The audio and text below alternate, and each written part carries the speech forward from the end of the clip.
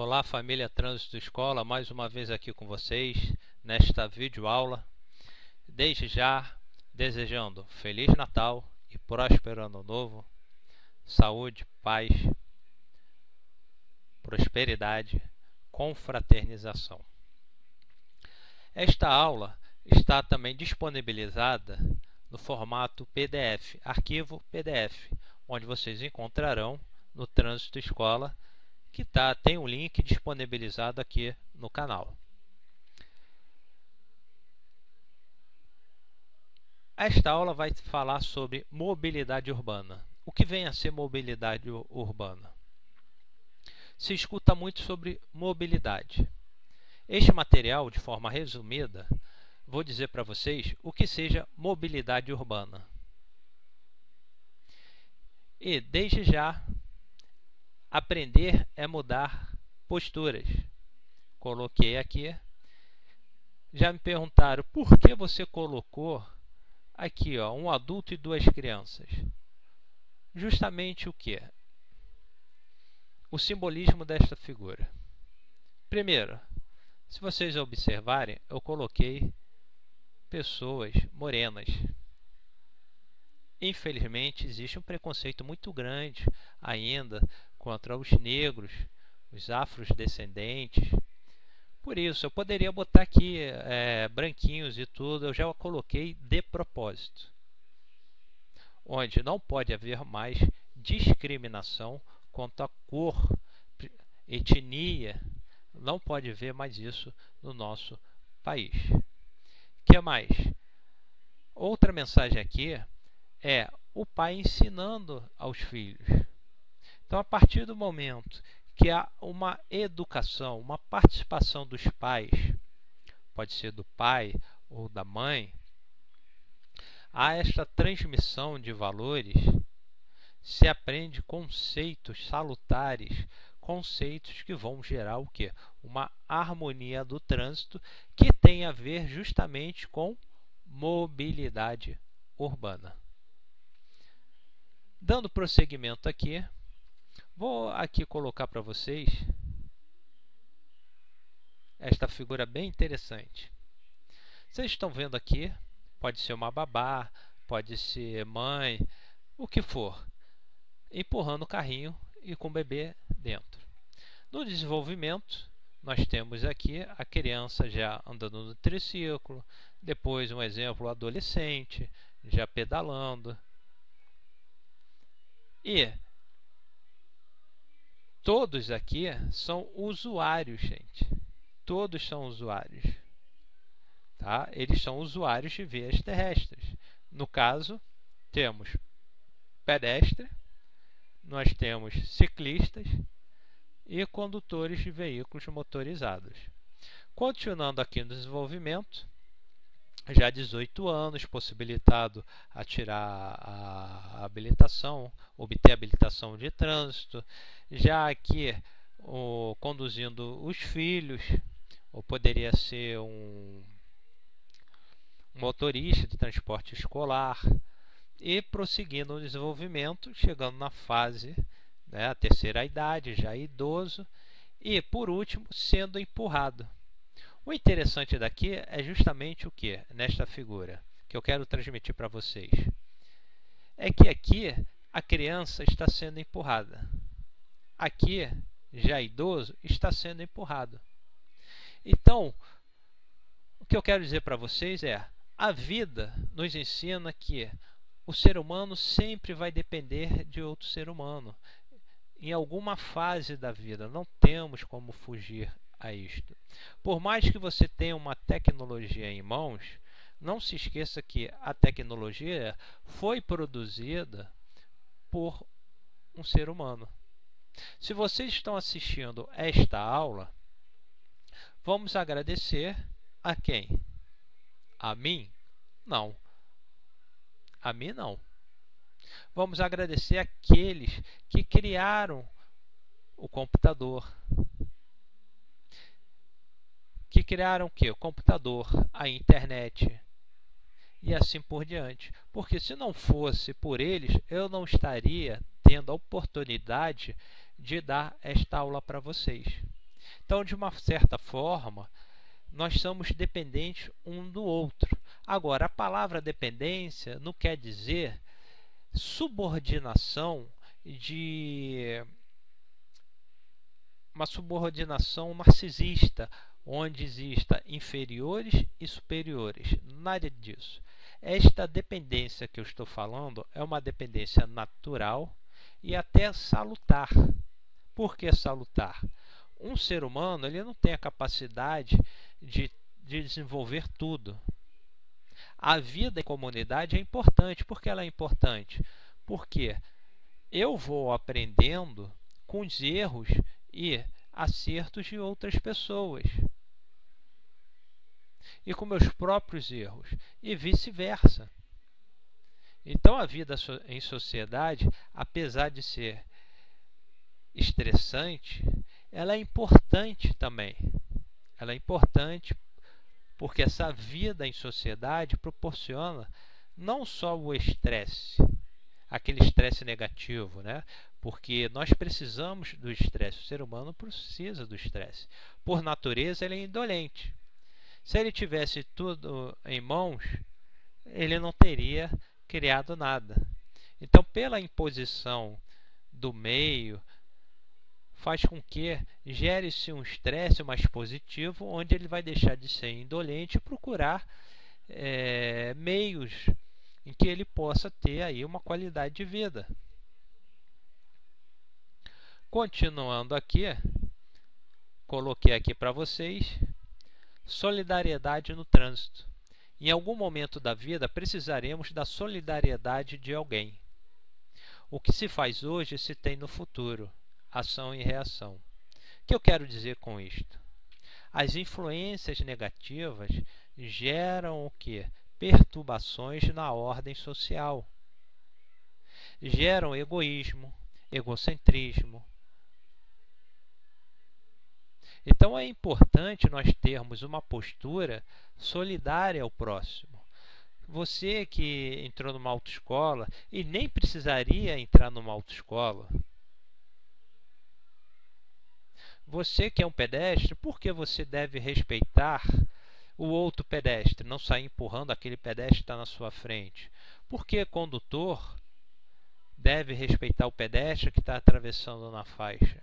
Isso depende de lei, gente, de lei punitiva. Isso tem a ver com valores civilizatórios, ou melhor, tem a ver com a civilidade no trânsito. É a civilidade que afasta o ser humano do barbarismo. Sem civilidade, que engloba solidariedade, há o que? Descaso com a vida alheia. E claro, a vida é ação e reação. O que se faz hoje se tem no futuro. Então, se um condutor desrespeita os pedestres, aqueles pedestres se tornarão o que? Condutores. E qual vai ser a postura? Então se torna um ciclo vicioso de desrespeito ao próximo. Continuando, o desenvolvimento em todos os setores da vida humana se inicia pelas vias públicas abertas à circulação. Ao sair de casa, apartamento, supermercado, que são lotes lindeiros, já se encontra numa determinada via pública. Então você saiu da sua casa, um exemplo, você já entrou na via pública. Você já entrou numa via pública. Atualmente não se pode ter ali uma proibição, ter um condomínio, não se pode ter uma proibição de transitar, porque é uma via pública também. Isso se abordarmos o Código de Trânsito Brasileiro. A vida de uma cidade começa nas vias públicas, por onde escoam riquezas, transitam pessoas. É de suma importância a qualidade de vida, infraestrutura na sinalização, nos meios de transporte, nos acessos entre regiões de uma cidade ou entre diferentes cidades. A qualidade na pista de rolamento. O que é a pista de rolamento? São as ruas por onde transitam os veículos motorizados, não motorizados. A segurança que os automotores possuem, a consciência e postura de civilidade dos usuários de vias terrestres. condutores motorizados ou não, pedestres. As políticas de desenvolvimento dos governantes, a acessibilidade aos deficientes físicos e visuais. Continuando. Por onde se começa a mobilidade urbana? Quem é responsável pela efetividade dela, da mobilidade urbana? Não há como especificar, responsabilizar um setor, partição, grupo, pois a responsabilidade quanto à mobilidade urbana é de todos os brasileiros, independentemente se é agente público ou não. A mobilidade urbana engloba responsabilidade social dos meios publicitários, usuários de vias terrestres, órgãos formadores do Sistema Nacional de Trânsito, poderes públicos, famílias, indústrias automobilísticas e importadores. O que vem a ser a responsabilidade social, gente, no trânsito? A responsabilidade social é justamente o respeito às leis de trânsito.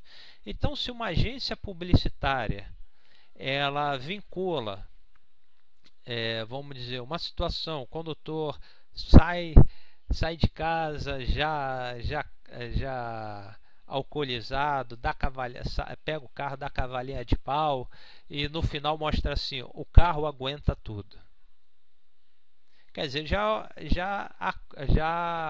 há uma informação divergente da lei de trânsito, das leis de trânsito, que é justamente, se eu pegar o artigo 165, onde se proíbe se dirigir alcoolizado. E sabemos que dirigir alcoolizado traz consequências. Quais consequências? Acidentes de trânsito, que nós vemos aí dia a dia, infelizmente. Então, as agências publicitárias são responsáveis, sim, pela harmonização do trânsito, pelas condutas no trânsito. Não se pode criar uma publicidade que vá contra os preceitos contidos no Código de Trânsito Brasileiro, como o exemplo que eu dei para vocês.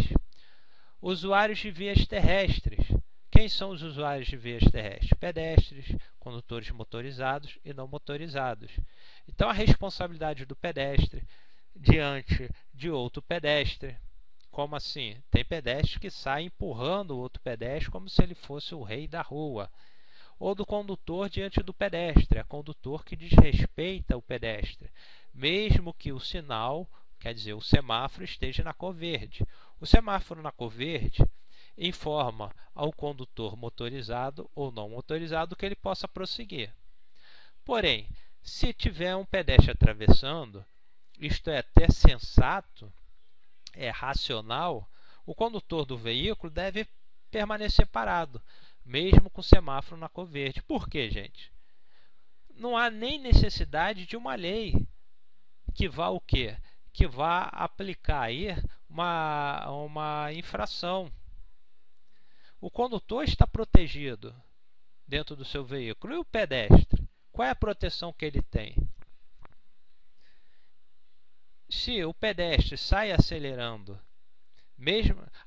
se o condutor sai acelerando, mesmo com o pedestre no meio da pista e quase provocando um acidente, isso é um desrespeito, isso é um ato sádico, isso é um sadismo, que é justamente o que? Apatia. Não tem essa capacidade ali no momento de pensar nas consequências. Então, os usuários são responsáveis. Os órgãos formadores do Sistema Nacional de Trânsito, SNT, os órgãos são responsáveis.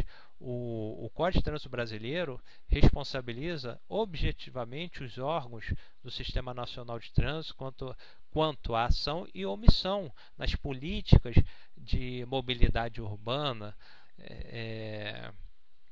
nas vias públicas. Os poderes públicos, as políticas públicas devem ser voltadas justamente para o quê? Para a qualidade de vida nas vias urbanas, o que nós vamos ver adiante. As famílias também, os pais, eles devem passar conceitos humanísticos, conceitos de civilidade para os seus filhos. Há uma postura comum dos pais falarem assim: olha o que eu faço, não olha o que eu faço o que eu mando. Então tá lá o adolescente, entrou na autoescola, está aprendendo que se deve usar o cinto de segurança para se evitar um acidente mais violento com o condutor, com o passageiro, evitar sequelas e até morte. Aí chega o pai e não usa o cinto de segurança. O que ele está transmitindo aos filhos? Então existe uma responsabilidade. Vou dar outro exemplo. Chega um pai numa autoescola e fala: olha, eu quero tirar, meu filho quer tirar a habilitação, mas eu não quero nada desse processo aí demorado. Eu vou pagar 5 mil, 10 mil reais para que você me providencie uma carteira sem passar pelo processo. Quer dizer, quais são os conceitos que está ensinando ao filho? Transgressão das leis. E se há transgressão de lei, há o que? Há já um egoísmo, egocentrismo. E as leis é justamente para proporcionar um bem comum. As indústrias automobilísticas, ora, uma indústria não pode colocar um carro que não ofereça segurança ali. Não vá pensar que a segurança é só para os condutores. Não. Se um carro é inseguro, ele vai ser perigoso tanto para o condutor, passageiro e pedestres. Então, se coloca no mercado um carro, um modelo, onde está com defeito no sistema de freio, olha o perigo para os usuários. Então, existe uma responsabilidade social das indústrias automobilísticas. E os importadores também, porque eles não podem o quê? Importar veículos que não atendam à legislação brasileira. Só que entra um porém aí, gente. Entra um porém. Os carros produzidos fora do Brasil são bem melhores do que os carros nacionais. Então, quando um carro importado ele entra no Brasil, ele sofre várias modificações. E os carros produzidos no Brasil são os piores do mundo em matéria de